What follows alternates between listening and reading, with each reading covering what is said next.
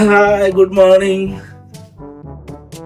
आदि बेटा good morning good morning good morning जय जगन्नाथ समस्त वेलकम करुच्छी मोर आउ गोटे मिनी ब्लॉग को। तो आज आम सकाल सकाल जबार था दार्जिलिंग सनराइज देखा टाइगर हिल, किंतु माने एते जोर ठंडा और वर्षा होता आम लास्ट को ड्राइवर को मना कर भाई आसन कहीं 4टा रात उठिक जाता से हिसाब से आमको 4टा रात पूर्व उठिक प्रिपेयर होगा पड़ता। तो आम कहलु नाई भाई आम जापरूनी भाई आम सकाल उठले पचे जुआड़े जावा कथा जीवु। रात समस्त मिसी से प्लां कलु टेरेस रे पचे देखीदे कांचनजंगा, किंतु आम 4टा रात टाइगर हिल जापरानी से पलि आसले टेरेस उपर देखापी कांचनजंगार भ्यूटा ता सहित मैंने वेदरटा पूरा क्लीयर थिला। तो देखा जाता सब जिनस मॉर्निंग भ्यूटा भी बहुत बढ़िया था।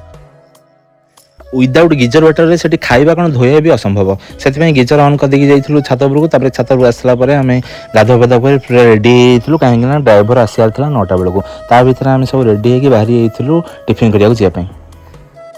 आम दिज बाहर की रेडी होगी गला बेलू आउ 2 जण गायब अच्छा से खोजा पड़ा से गले कड़े से आमको न कहीकि पलि फटो फटो उठाई तापर कौन जहाँ नवा कथा से झगड़ा टे